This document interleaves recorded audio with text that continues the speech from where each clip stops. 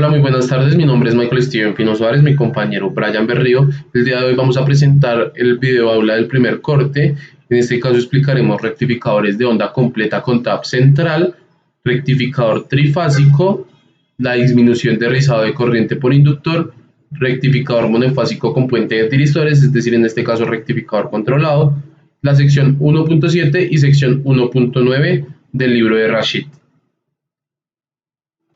Entonces, el primer tema que vamos a tocar, el primer circuito, va a ser el rectificador de onda con tap central. Se refiere a tap central precisamente pues por la resistencia que encontramos en el medio de este circuito, en el cual va a estar alimentado por una señal sinusoidal que va a pasar pues por los diferentes caminos que otorga el circuito según su estado. Cuando me refiero a estado es el ciclo en el que se encuentra, el ciclo positivo o ciclo negativo. Para el ciclo positivo vamos a encontrar que va a recorrer todo por el D1, va a recorrer la corriente por el D1 generando pues la parte positiva de la señal y va a cerrar el circuito con la resistencia, no va, el diodo de 2 al estar opuesto no va a dejar permitir que la corriente pase, entonces pues no veríamos ese voltaje ni esa corriente por ese lazo y nos representaría pues a la salida del ciclo positivo de la señal.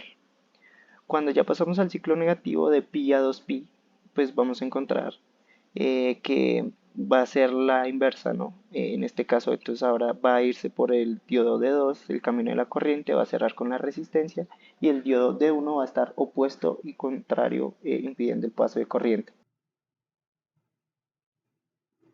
Vale, como ya explicó mi compañero en el funcionamiento del circuito de tap central, en este caso tenemos un rectificador, la cual, bueno, tenemos en la entrada una fuente que en este caso se determina como BS, que BS sería el voltaje pico por el seno del ángulo por el tiempo.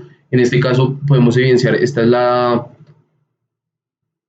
sería la gráfica de la señal de entrada en un periodo de 2pi. Como tal, evidenciamos que es una sinuidal determinada pues por el valor que nosotros le demos de la fuente. Directamente también tenemos aquí la salida, que esta sería la salida del rectificador, la cual medimos a la salida de los dos diodos, es decir, en este punto pues tenemos un rectificador, el cual rectifica la señal tanto positiva como la señal negativa, entonces pues convierte las dos señales a positiva, entonces nos daría la siguiente gráfica. Dicha gráfica se parece bastante a la del rectificador de puente de diodos, solo que en este caso pues utilizamos dos diodos. También tenemos pues en este caso sería la característica pues de cada uno de los diodos, de cuando cada diodo presenta su, su funcionamiento. Cuando hablamos de un puente rectificador trifásico, pues lo primero que tenemos que tener en cuenta pues es que es una entrada trifásica, es decir, unos voltajes que están desfasados por ciertos ángulos. En este caso pues 120 es el voltaje que se maneja por estar en Colombia, en la parte latinoamericana. Este circuito va más que todo pues con la misma función que el de tap central, parecido, pero pues tenemos una distinción y pues es que apenas cambiamos de fase, o sea, cuando empezamos las fases positivas de las señales, los diodos de arriba son los que van a estar conduciendo la corriente, se activa por pares. Cuando me refiero a que se activa por pares, es que por ejemplo si D1 está activo, tiene que activarse un D2 que va a devolver la señal otra vez a la fuente y vamos a tener una señal sinusoidal de la parte negativa y positiva. Y con D3 va a ser la misma historia. Cuando se activa D3 vamos a tener un cierre de ciclo por la resistencia junto con el diodo D4 y con el D5 exactamente lo mismo. Va a ir la siguiente fase y cierra el ciclo D, con D6, devolviendo pues así solo voltajes positivos y logrando tener una señal DC de esos tres voltajes sinusoidales, de esas tres entradas sinusoidales que están entrando desfasadas. Entonces más o menos así funciona el circuito. Entra un voltaje y se activan dos pares de diodos dejándonos ver una señal ya rectificada de salida. En el puente rectificador trifásico tenemos que en este caso, pues al ser una señal de tres fases, tenemos una señal trifásica, es decir, tres senoidales, la cual pues están variando debido al periodo que nosotros le demos de variación que tengan estas señales, es decir, la frecuencia puede ser un ejemplo de 0 a 120, a 240 y 360, están desfasadas 120 grados.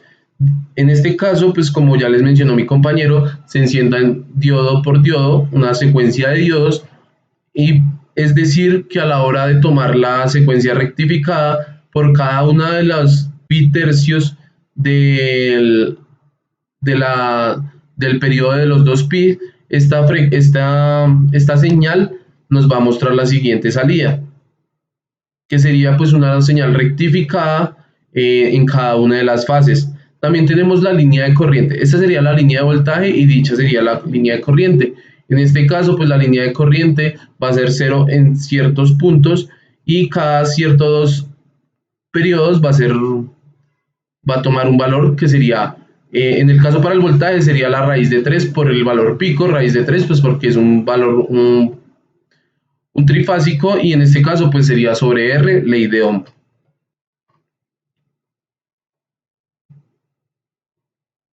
Vale, perfecto. En este caso, como ya explicó mi compañero, para disminuir el rizado de corriente por inductor debemos conectar un inductor en serie.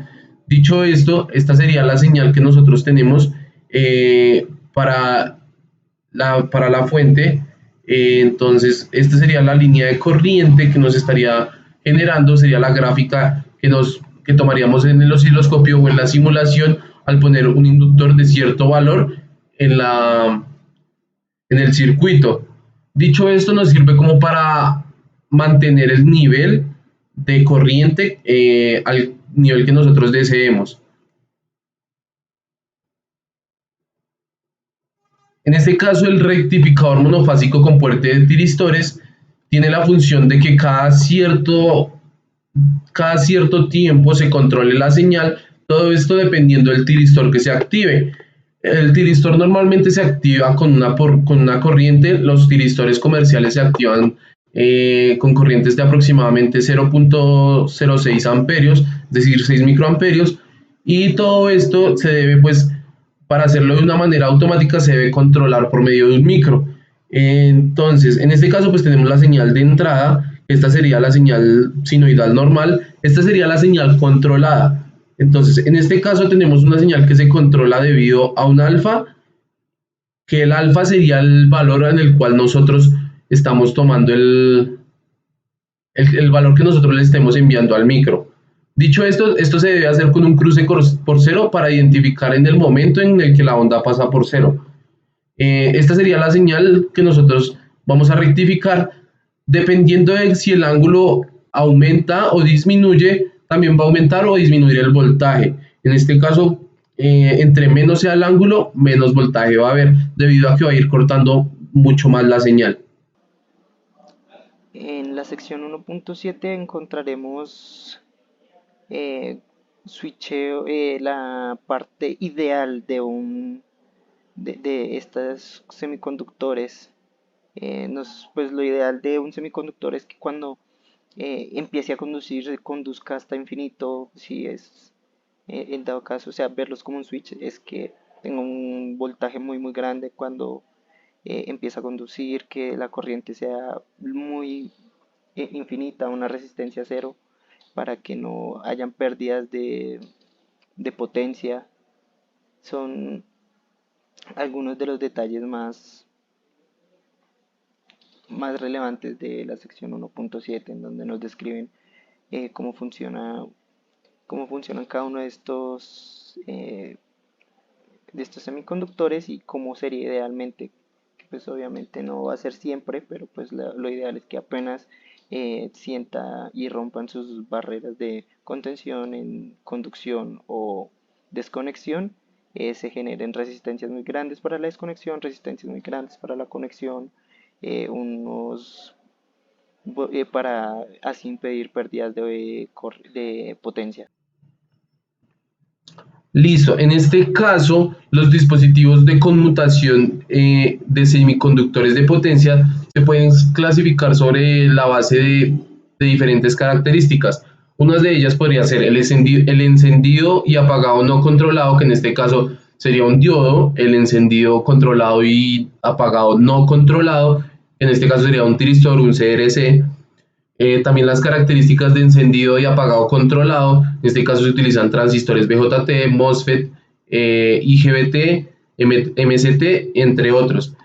Otra de las características es el requisito de señal de puerta continua, también se utilizan bastante los BJT, los MOSFET, los IGBT y los SIT. En este caso, el requisito de puerta de pulsos se utiliza más que todo es con el CRC, el SCR, que es el tiristor. También la capacidad de soportar el voltaje unipolar, la cual lo trabajan bastante bien los transistores, y la capacidad de corriente bidireccional, que en este caso lo trabajan más que todo los TRIAC, o los TRIAC. Por último, tenemos la capacidad de corriente unidireccional, que en este caso lo trabajan tanto el CRC como el BJT, el MOSFET, el IGBT, entre otros. Listo, este sería todo nuestro video. Muchas gracias. Perfecto, listo. Otras de las características en este circuito es que para encender y apagar se debe requerir solo una señal de pulso, es decir, un pulso pequeño con un ancho de banda muy pequeño que casi siempre esté tendiendo a cero. También se debe tener una derivación de voltaje respecto al tiempo elevado con tendencia a infinito, es decir, que el interruptor debe ser capaz de manejar cambios rápidos de voltaje a través de él. También también debe tener una variación de corriente con tendencia a infinito, también para que el interruptor sea capaz de manejar aumentos rápidos de corriente a través del circuito. También como característica se requiere una muy baja impedancia térmica desde la unión interna del ambiente con tendencia a cero, pues para que se pueda transmitir fácilmente el calor al ambiente. Este circuito debe también tener la capacidad de soportar cualquier tipo de corriente de falla durante mucho tiempo, es decir, debe tener un alto valor de corriente. Y se requiere un coeficiente de temperatura negativo en la corriente conducida para que resulte una distribución igual de corriente cuando los dispositivos funcionan en paralelo. Y pues en la sección 1.9 lo que logramos ver es un poco la sección de activación, cómo controlamos estos, en este caso pues tiristores. Vemos que estas pequeñas gráficas en donde se notan los picos de activación de cada tiristor y el momento de conducción. Entonces, por ejemplo, en la primera parte vemos que hay un tiristor que cada vez que se le activa su voltaje VG, que es un pequeño pulso, va a conducir, de lo contrario no. Esto también pues nos genera de alguna manera un semicontrol o un control solo accionado al encender y no al apagar, porque solo podemos controlar el momento en que se prende el tiristor y no podemos apagar la voluntad. Entonces sería como una controlabilidad media, por decirlo de alguna manera. Y pues también vemos que hay un ligero detalle con estos casos, y es que al momento de accionar siempre hay una pequeño, insignificativo, pérdida de una caída de tensión insignificativo, pero que es importante detallar.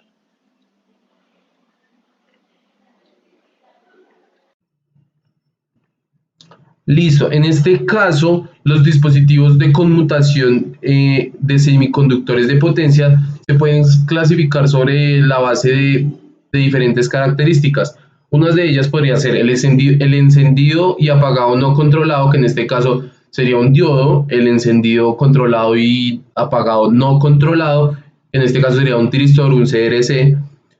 También las características de encendido y apagado controlado, en este caso se utilizan transistores BJT, MOSFET, IGBT, MCT, entre otros. Otra de las características es el requisito de señal de puerta continua, también se utilizan bastante los BJT, los MOSFET, los IGBT y